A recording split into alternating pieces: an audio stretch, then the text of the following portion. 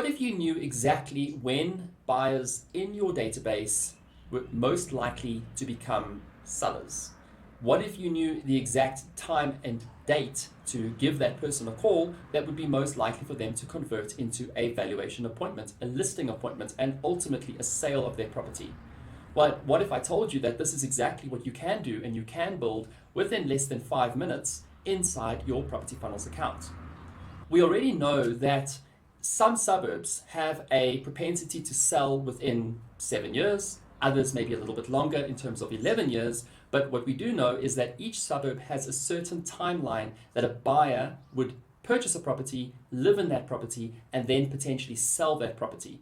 Now, if you know your suburb already and you know what the average time it takes for a buyer to become a seller, then this is exactly what you are going to want to build inside your Property Funnels account. So today I'm going to show you exactly how to add a date field for that property anniversary, how to create a workflow that will notify you, for example, 5 years, 7 years, 11 years down the line, and let you know that you can actually call this person. So this would be the date most likely that they would be interested in pursuing the idea of selling that property.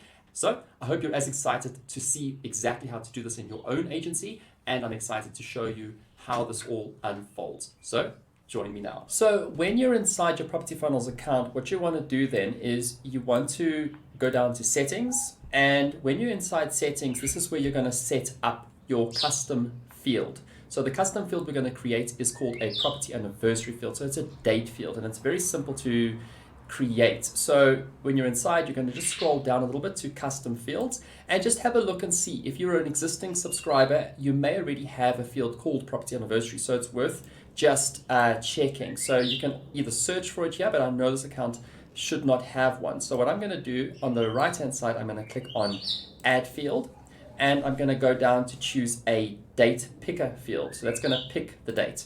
So click on date picker, click on next, and then give it a name. So anything that makes sense to you. So for this example, I'm just going to say property anniversary, and then I'm going to add it to the group, and I'm going to just put it under the general info of the contact. You can see you can put it on any of the folders inside the contact record. I'm just going to pick general info, and I'm going to click save.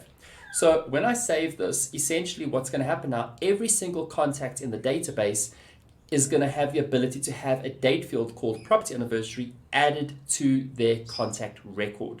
So for this to work, it needs to actually have a date, number one, and number two, it needs to then, once it's got a date, the date needs to match whatever the workflow action is. In this case, I'm going to say 7 years from the date of that property anniversary. So essentially 7 years since the property was purchased.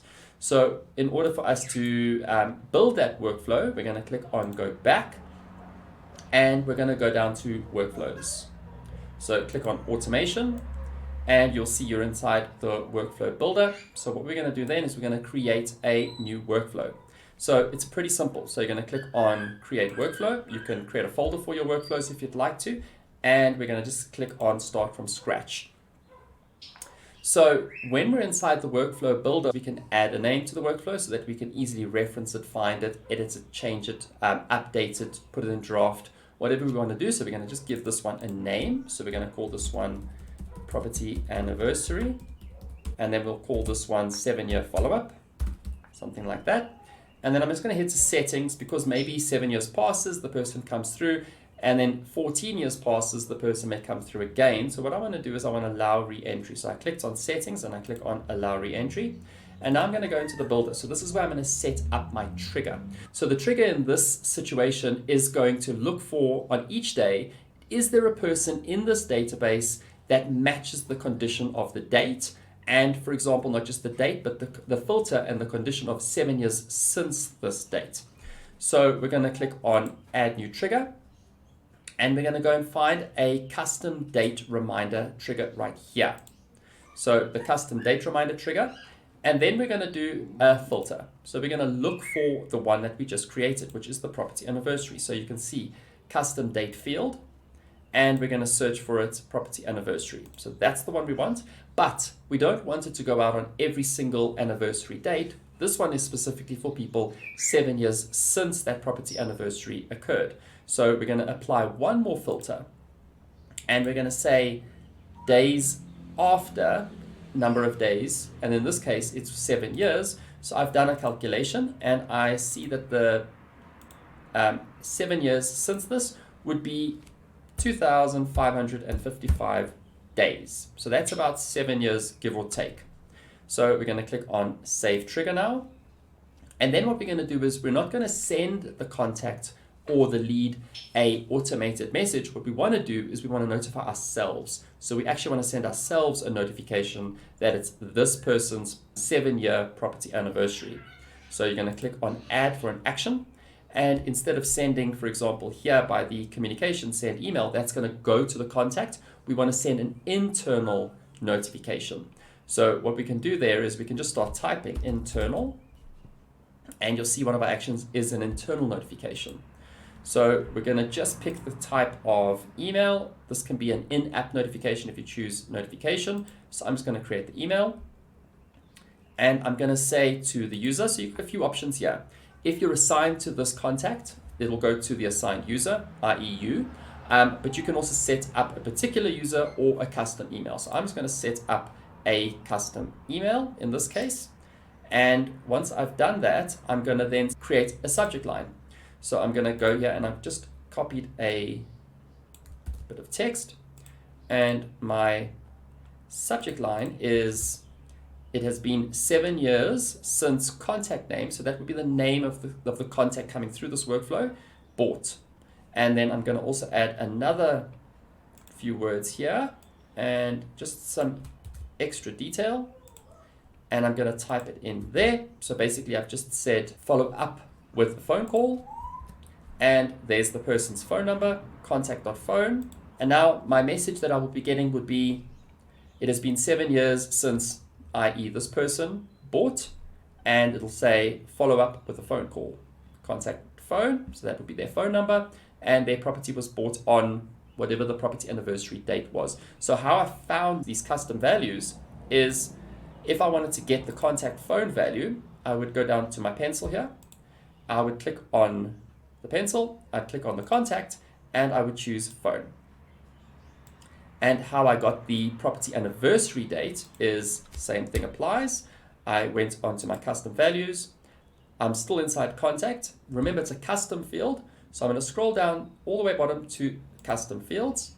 And then I'm going to find my custom field by either searching for it or just looking alphabetically property anniversary. So there would be their property anniversary. And then I'm going to save this action. And then what I need to do is I need to add to publish, hit save.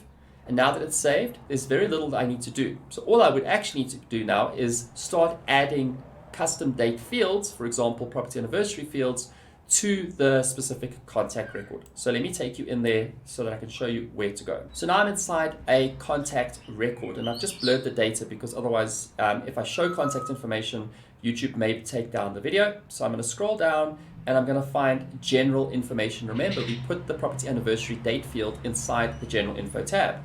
I'm going to just scroll down until I see property anniversary here. So what I can do now is I can work backwards, or I can be true to whatever the date may be. So I'm going to just go to the years here. I'm going to go back to, I think it would have been 2017. And then I'm going to pick my month. So we are currently in March, and I'm just going to make it for the end of March the 31st, 2017. And that will now save that date field. So if it was exactly, what did we say, 2,500 days after the fact, or about 7 years, what will happen is this contact will automatically be added to that workflow, and you will be notified, or a person on your team will be notified, that it is this person's 7-year property anniversary. So here's what the email would look like if it was sent to the agent. So as you can see, follow up with a phone call, the person's phone number's in there, and their property was bought. This was just tested earlier, so this property was bought on this date. And now the agent can follow up with this person who was their previous buyer and could now be their potential seller.